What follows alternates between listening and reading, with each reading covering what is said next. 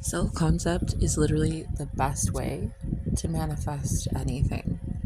Like, working on who you are as a person, and not self-esteem, but like knowing who you are as a manifester.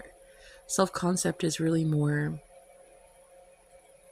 about who you are in relation to the thing you want, or basically who you are capable of being. So who are you conscious of being? That's more self-concept. So are you conscious of being the only operant power that makes rules in your reality? Are you God? And do you know that to be the case? Right? Self-concept, for instance, would be affirmations that would sound like, I literally manifest at the speed of light. Anything I want, I can have. I've been manifesting since I was born. Nobody can tell me no. I'm the operant power, things like that.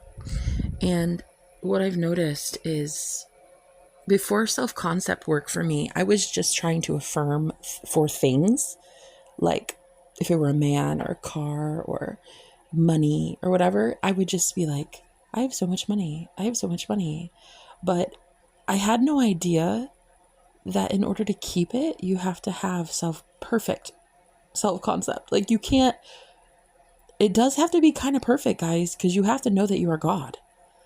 And I didn't know that. So I would get the manifestation and then it would leave. It would flee from me. And I would be like so depressed, distraught, thinking I'm a failure, which of course spiraled shit even further, got me even more depressed than I already was. So I was depressed that I lost the manifestation, but then I was depressed that I didn't know how to get it back. And it just did such a number on my psyche.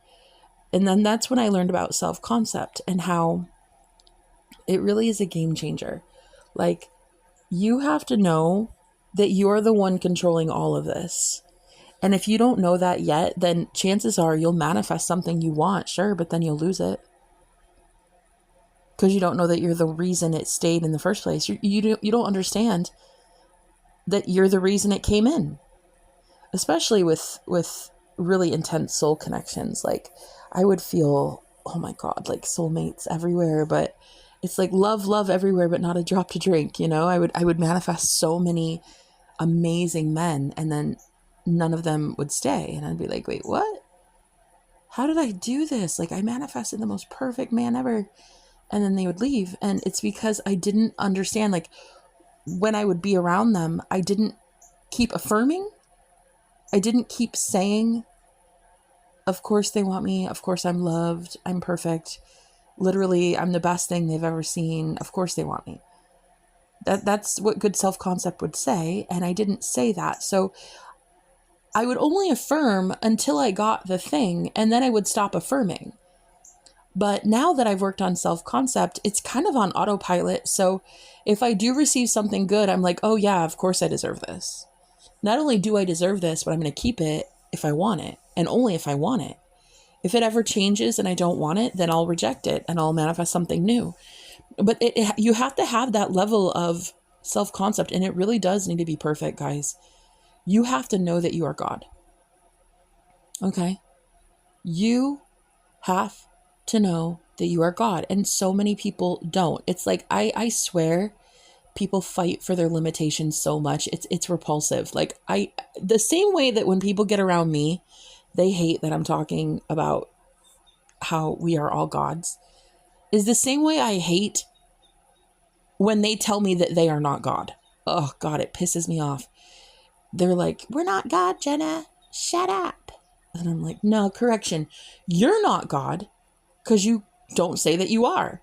Your bank account is God. Your pastor is your God. Your mom is your God. Your politician is your God. Your matrix is your God. I would rather know that I am God. And it took a little bit of time. I would say, though, it took a lot less time. I'd say maybe of just hardcore self-concept work, it probably took 6 months to a year. But that was a lot less time than it took to manifest stuff. Like when I first learned about the law, I was like, going so hardcore right into it, just full blast into, I have so much money and so and so loves me and I am so pretty and I have clear skin and I have this, and it's like, it's great. That's great. But the self-concept work was getting neglected. And so when I would get the manifestation, it would leave. And then when I didn't understand that it was leaving because of me, it was here because of me, that's when the depression kicked in. And that's, to be honest, that's when I went homeless, because I was like, my business especially was thriving. I had like the best business clients. I mean, I was like booked out.